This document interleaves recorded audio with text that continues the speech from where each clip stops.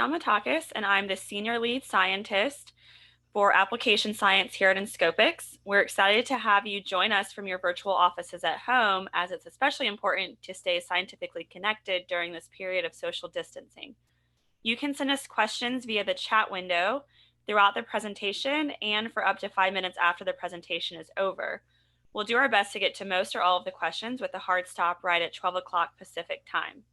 Today, our application support scientist, Alexia Thomas, will be presenting a Neuron publication from Mason Kirkbeck's group at UCSF. Alexia received her PhD in neuroscience at Baylor College of Medicine, followed by a postdoc at SRI International, where she studied sleep and autism models using EEG techniques. And with that, I'll hand it over to Alexia. Okay, great. Thanks, Alice, for the introduction. And hello, everyone. Thank you for joining.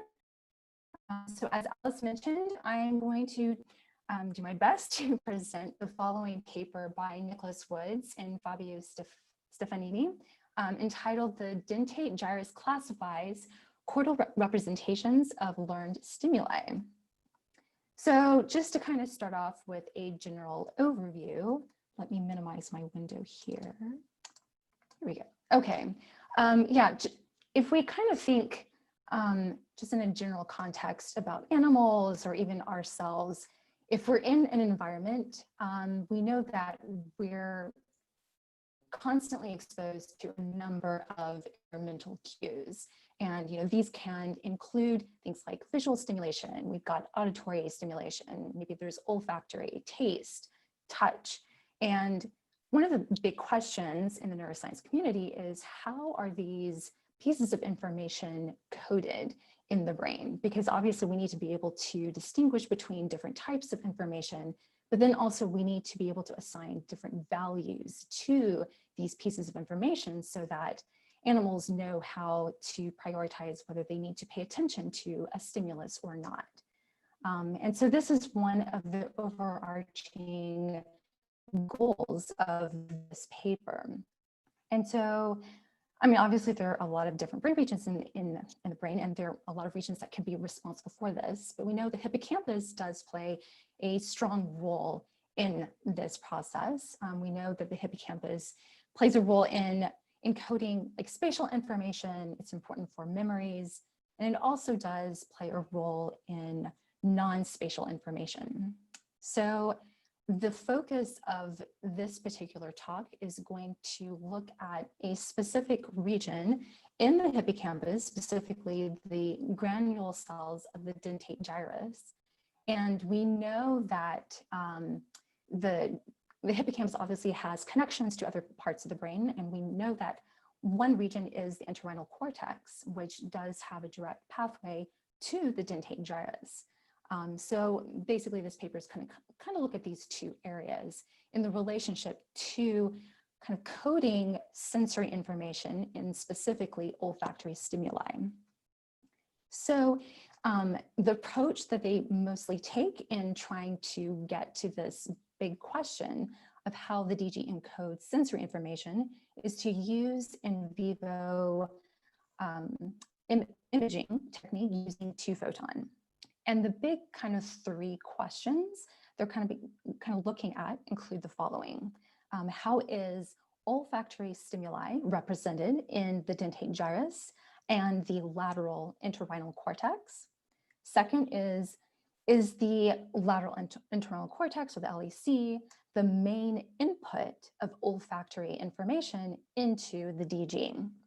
And then thirdly, how does learning affect olfactory representation in the DG and the LEC? Because again, like you want to think about if you're in an environment and you need to be able to have some sort of like a modulation of how you're encoding different pieces of sensory information so that you know whether something should be more important or less important. So one of the first, so to address like the first question of, is odor stimuli kind of encoded in the DG? They go through a couple series of experiments, and basically what's involved is imaging in the dentate gyrus. So what they do is they have injected a GCamp6F virus into the DG. They implant a Grin lens, and then they perform 2-photon high resolution imaging of these cells in awake head-fixed animals or mice. And then the mice are exposed to a panel of olfactory stimuli. So what we see in panel B is just a representation of a typical field of view. And then the rest of the figures, just to kind of highlight, so like in C, you basically kind of see a representative cell map. And then you see some example traces.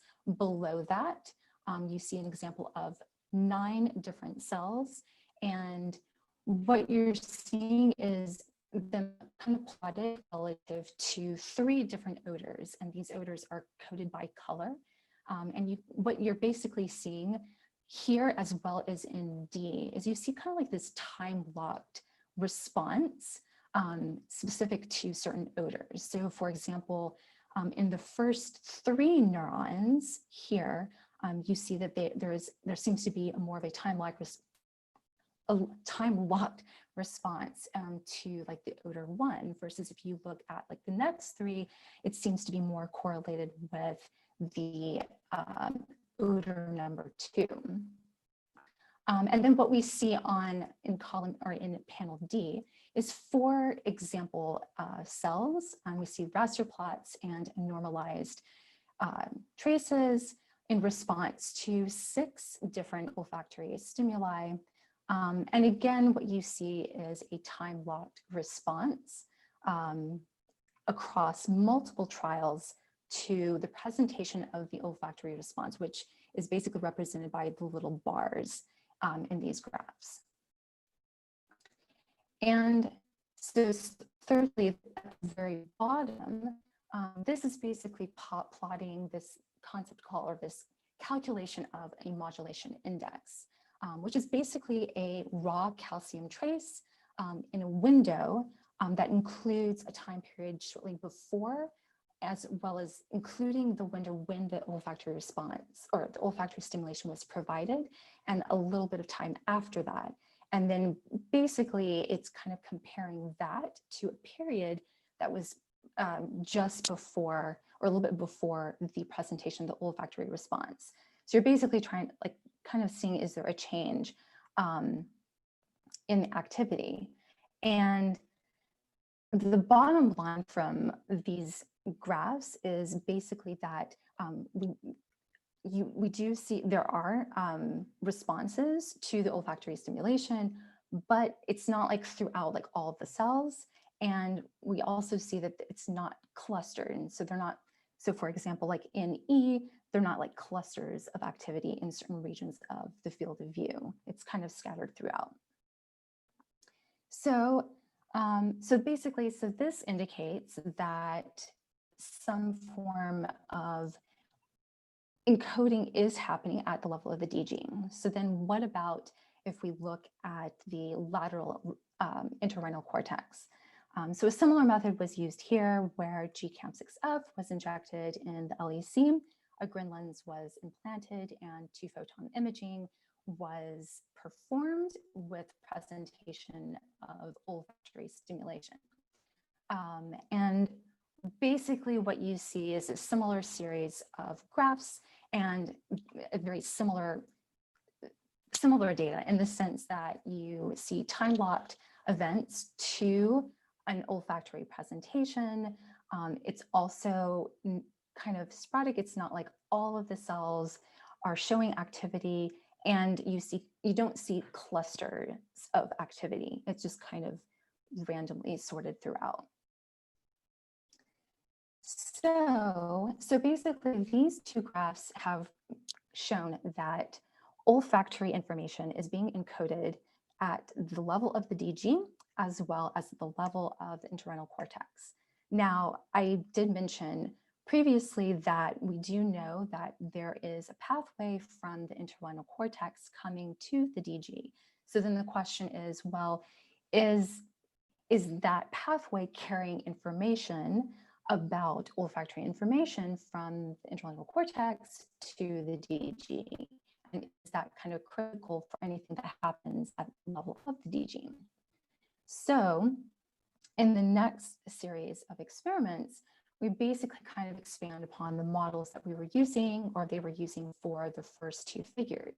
So we start again with, we have our lens implanted in either the LEC or the DG, but now we introduce a third model. So in this model, we basically have an injection, a bilateral injection of a retro-Cree virus into the DG. So then this virus then should retrogradely go back to the LEC. And here, this is where we have a bilateral injection of a DIO.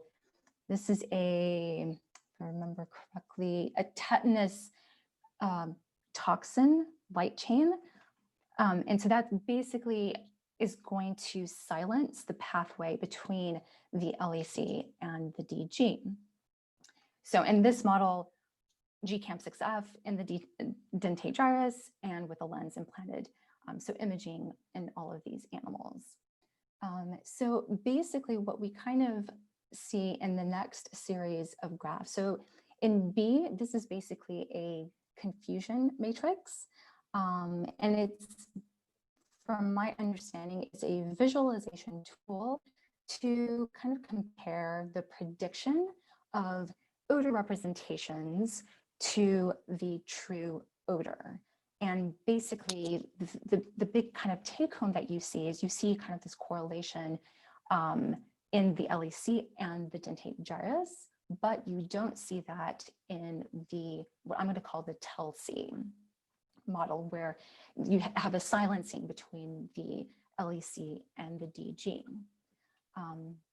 They did use a decoder where they were basically taking data from like LEC data and then DG data to come up with a decoding accuracy kind of prediction. And what you see based on the data that's fed into this model is that the decoder is stronger based on data from the DG, which indicates that odor representation is stronger and more robust. So then in the next series of figures, like in panel D, this is basically a similarity matrix. So if you are to look between trials, like multiple trials, like what is the correlation within a specific like olfactory stimulation? So like if you look at olfactory stimulus number 1, then what is the correlation between these orders between trials? And what you see is you see a similar pattern between the LEC and the DG, but you see this correlation across the diagonal, but you see it's completely disrupted in the TELC animals. So then lastly, in panel E, this is where they were doing, let me see. Yeah, so this is where you're like basically kind of comparing same odors, a comparison between same odors versus different odors, and it appears some correlation. So then if you're comparing same odors, then there's no difference between the LEC and the DG. However, if you start comparing between different odors, you have a significant decrease in the correlation when looking at the DG. And then the TELC, you basically have low correlations, whether you're looking at same odors or different odors. And then there was one thing that they pointed out in supplemental information. They were using a model that is based on kind of like making this random connectivity between the LEC and the DG. And basically the idea was to kind of test to see if using this random connectivity model, can we get the same level of decoding accuracy that we're seeing with the decoder. And And what we see is, no, that's not the case. And therefore, this really indicates that the LEC input to the DG is important. So now that we've kind of established that olfactory information is encoded at the DG and at the LEC, we know that the information coming from the LEC to the DG is important for some coding of this olfactory information. Now we're moving into the next series of questions, which is basically kind of looking at what if we are doing some sort of like a context test, or like where you have an aversive stimulus, or maybe if you had a reward, how do these kind of learning modules and tasks, how does that affect the encoding of olfactory information? So in the first set of experiments, they're basically looking at odor classification, the DG, and how that correlates with odor discrimination during a contextual memory task. So first, to kind of talk about the model itself. So basically you had animals that were injected in the DG with a retro-cree. And so then the animals were split into kind of two groups. So you had a control group, which were injected in the LEC with a DIO in cherry, or you had the TELC group where they're injected with a TELC in cherry. So then what is the behavior? So basically animals, you basically have like three phases. You have a preconditioning phase, you have the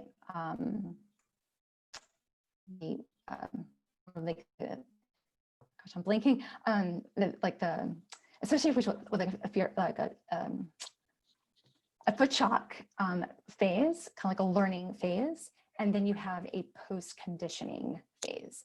So in the preconditioning phase, you have three different contexts, or you have three contexts, and each context is different in the sense that you have a different olfactory stimuli.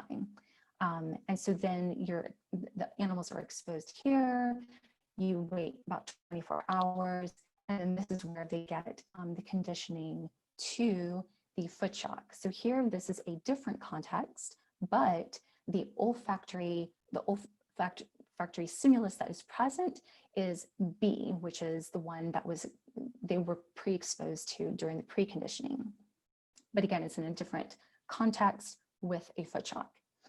So then you wait 24 hours, and then you go for the post-conditioning, which is basically the same as the preconditioning. So it's the same context with the same olfactory stimuli that they were exposed to during the preconditioning phase. So the panel over here on the right is basically just looking at behavior, and it's looking at the person freezing. So if we look at the control, we see what we might expect to see with the B group, which again was what was associated with the conditioned phase with the foot shock, where we see an increase in freezing compared to the other groups. One thing that they were kind of noting is that the chemical compounds, I guess, if you compare B to A, there are some similarities. And so there might be some sort of generalizations in terms of the responses between these two compounds, which I'll get into a little bit in some of the next panels. So then if we look at the TELC group, they did not show an increase in the freezing when exposed to the B olfactory stimulus, indicating that this cue was not relevant in affecting the behaviors. So that is looking at behavior. So now switching over to looking at imaging some cells, using a similar approach, doing 2-photon imaging. So the approach, since this had to be done head fixed, the paradigm changed just slightly. So you still have a preconditioning and a post-conditioning phase, as well as the actual conditioning phase with the foot shock. But these pre and post conditioning phases included getting exposure to these contexts with the different olfactory stimuli, wait 3 hours, and then the animal is fixed, but then exposed to the different odors that came from those different contexts. Yeah, and so then, yeah, the foot shock presentation is similar to what was done previously.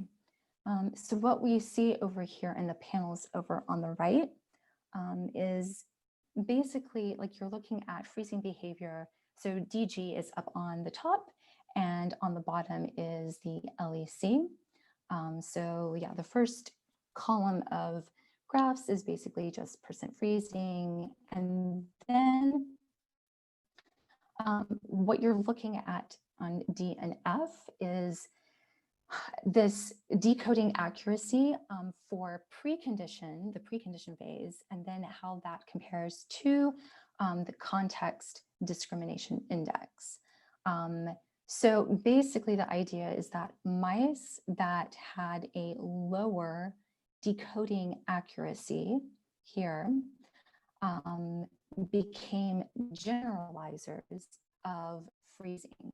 But then animals that had really high levels of decoding accuracy became the highest discriminators of behavior. And this is specific for the DG, because if we look at the LEC, we do not see a similar correlation. So sort of the summary here is basically that neural discrimination within the DG and not the LEC is correlated with cues used to drive behavioral discrimination.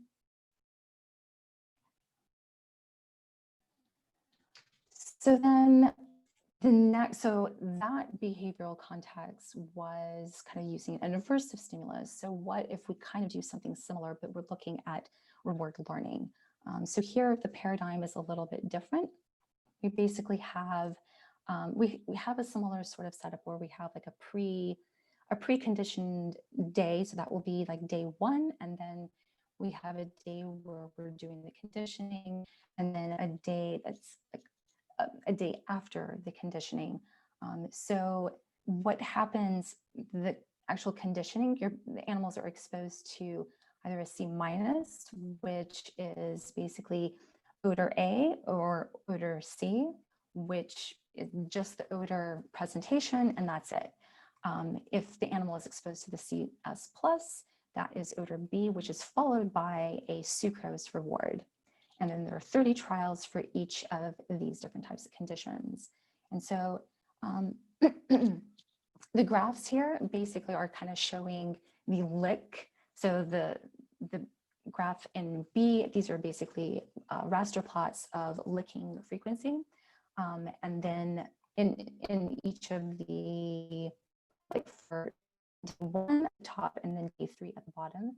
So basically what you're seeing here, as well as over here in C with the lick rate frequency, is that before they get conditioned, you have a low rate of licking, but after the conditioning, you see a very strong, robust behavior in terms of increased licking in response to the odor B that was associated with a positive reward.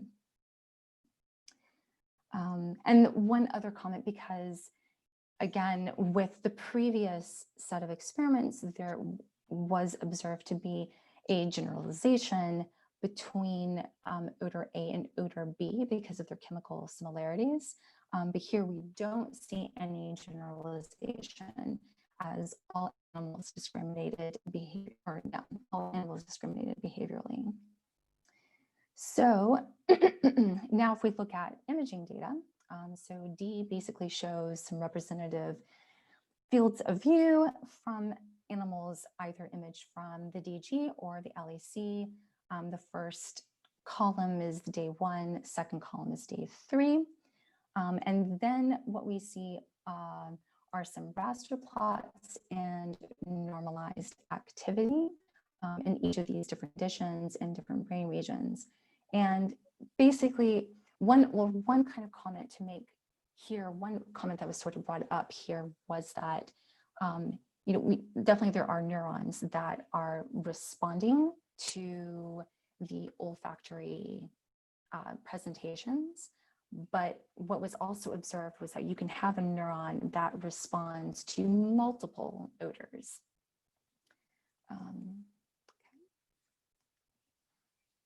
So now switching to this, where we kind of look a little bit more into detail in terms of how things were modulated based on a positive reward.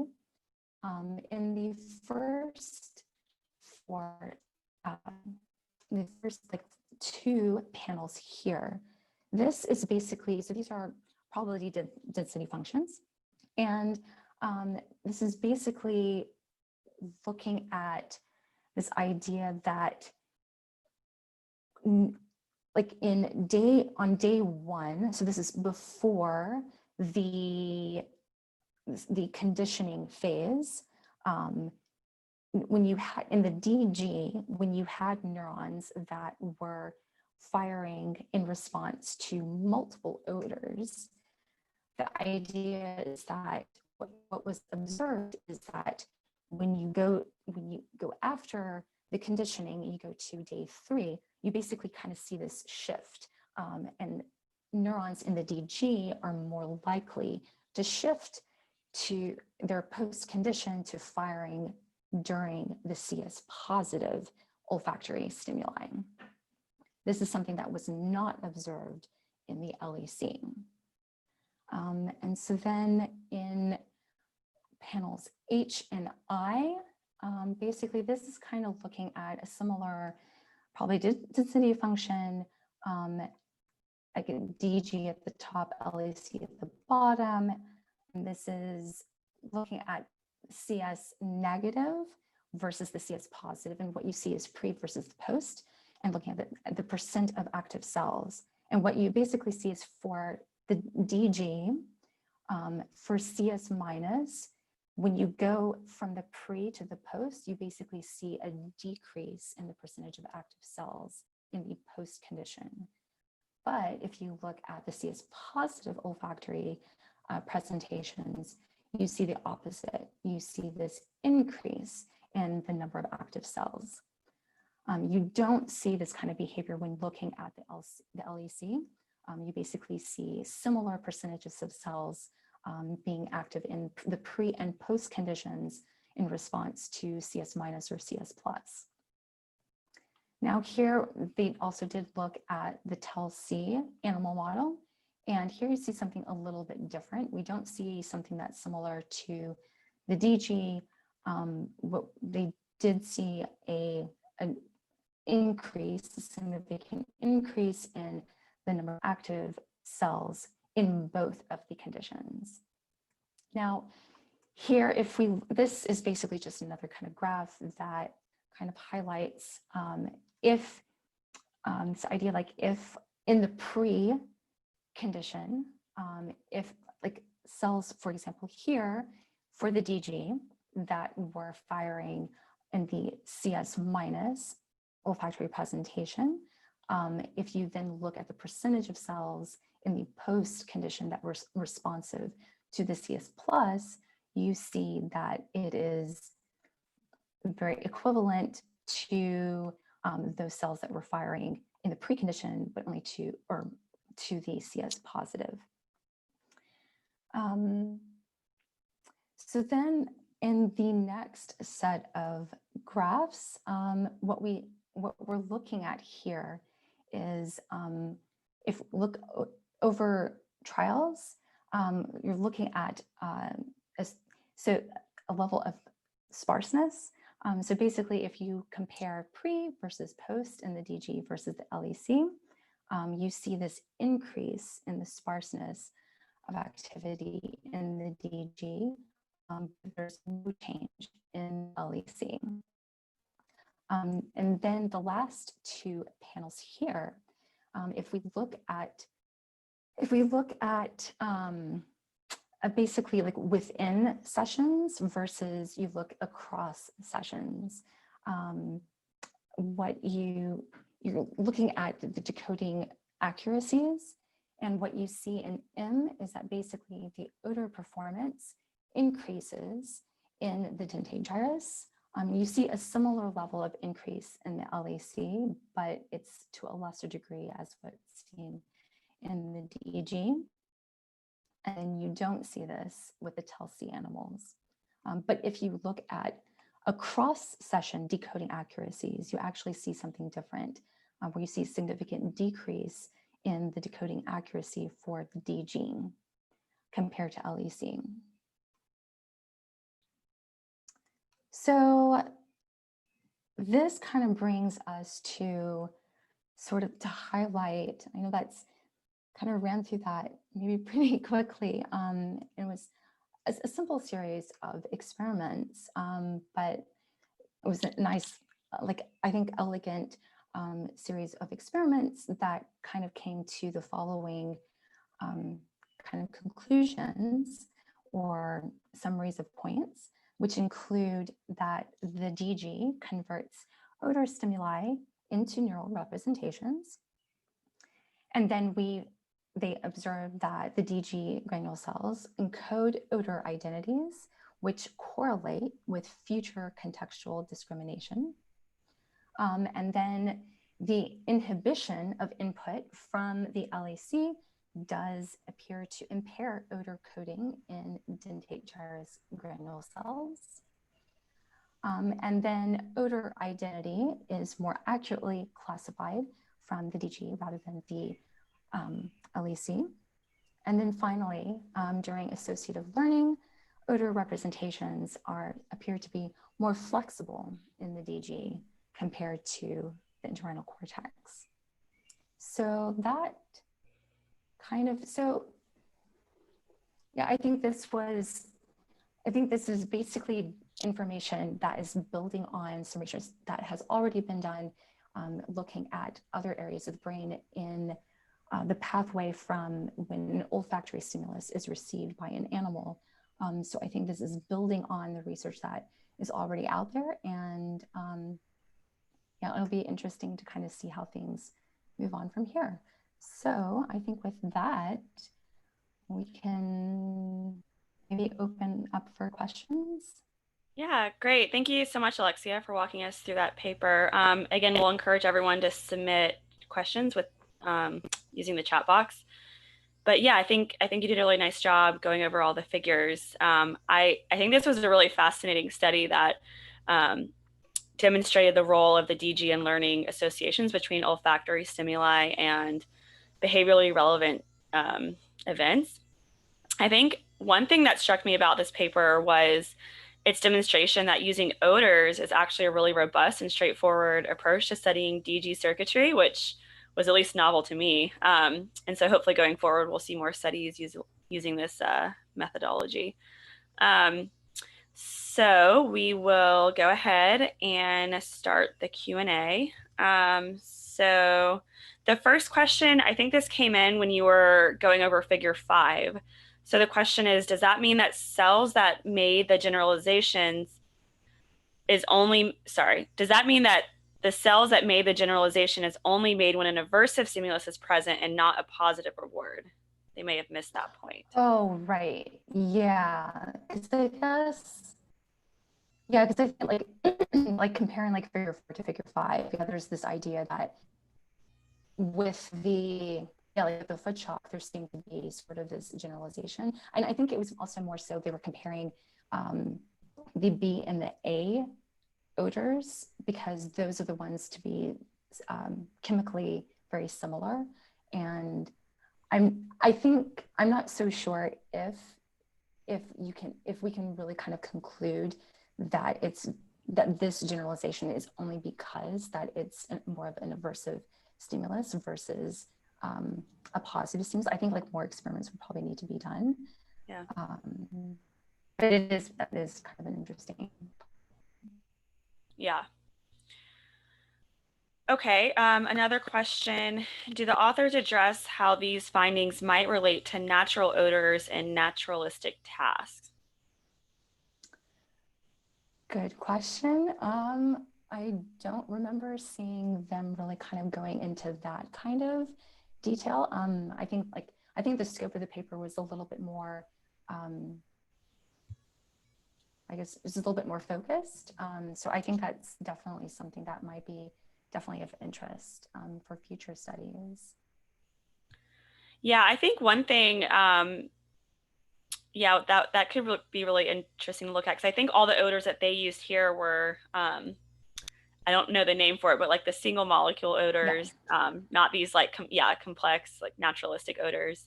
Yeah. Well, and And yeah, go yeah, ahead.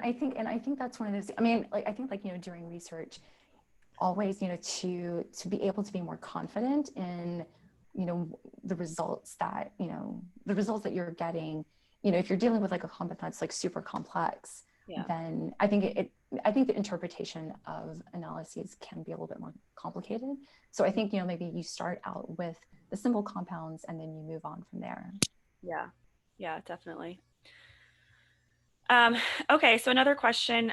If you compare this example cells in figure 1 panel D with figure 2 panel D, it looks like DG neurons may be better at discriminating odors than LEC neurons. In other words, an individual LEC neuron responds to multiple odorants, while it appears as if DG neurons respond to only one odorant. Is this something that the authors looked at in detail? Yeah. I am blanking on, I can't remember if in the supplementary they really kind of got into that. I mean, I definitely think, because I think they're like looking at figure 1, this definitely does seem like it's very specific. It's very specific to a single odorant, but there was the comment relative, I think it was to figure 5, Mm-hmm. in one of the later experiments where they were finding cells that were responsive to multiple odors. Yeah. And again, and I think that's what was kind of interesting, because there where you have, which I think also makes sense, because you're talking about this idea that you're going from the entorhinal cortex, which has some like basic coding information of olfactory stimuli, but now we're going to the next level of the DG, and we're kind of manipulating that data. And so, you know, kind of makes sense with, I think it was the positive stimulation, you saw almost like a narrowing in focus, like, okay, this odorant here is more important because it's associated with this positive reward. Therefore, let's change the patterns of her activity in relationship to different types of odors. Yeah. Yeah. I think it could be really cool to follow this up, because it definitely seems like, at least with these example traces, that there may be a general trend of DG neurons having more specificity to a particular odorant.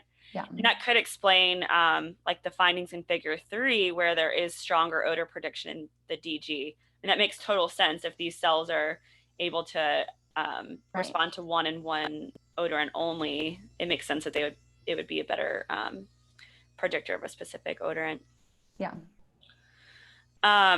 Okay, so another question, did the study look at interneuronal correlation strength between DG and LEC during different stages of learning?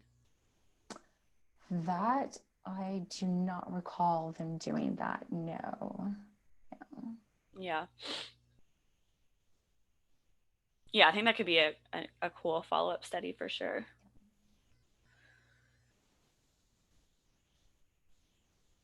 Okay. So another question, would we expect the odor responses to be stable over months? That was one thing that they did kind of talk a little bit about that in the discussion, because, and I think the bottom line is, maybe, I think more studies are warranted to really kind of look at this. I think they did allude to some studies that indicate that representations seem to be stable over time. But then also you're kind of talking about how environmental cues maybe kind of modulate responses. So I think it's just a question of doing more follow-up studies to really understand that. Right. Yeah. Yeah. And that's a good point, that they could potentially be modulated by learning, right? Which is what this paper is also showing. So whether or not they're stable could certainly depend on their environment and whatever learning tasks are going on at the moment. Okay. So those were all the questions that were submitted. Maybe we'll just give a few more seconds if anyone wants to answer or submit another question. So one, I guess, comment, the decoder confusion matrices indicate that DG is more odor selective than the LEC for a previous question. So yeah, I think that was kind of relevant to the data in figure 3, suggesting that there is stronger odor prediction in the DG. So yeah, that's a great comment. Okay, so if there are no more questions, we'll go ahead and wrap this up here. Thank you again, Alexia, for walking us through this excellent publication. Yes, no problem. Thanks everyone else for attending and sending in questions. We hope that this was a helpful discussion for everyone. A note that we are switching to a bi-weekly schedule moving forward. So our next journal club will be in 2 weeks, which is June 12th. We hope that you'll join us then. And in the meantime, please stay well and take care. Thanks, everyone. Thank you, everyone.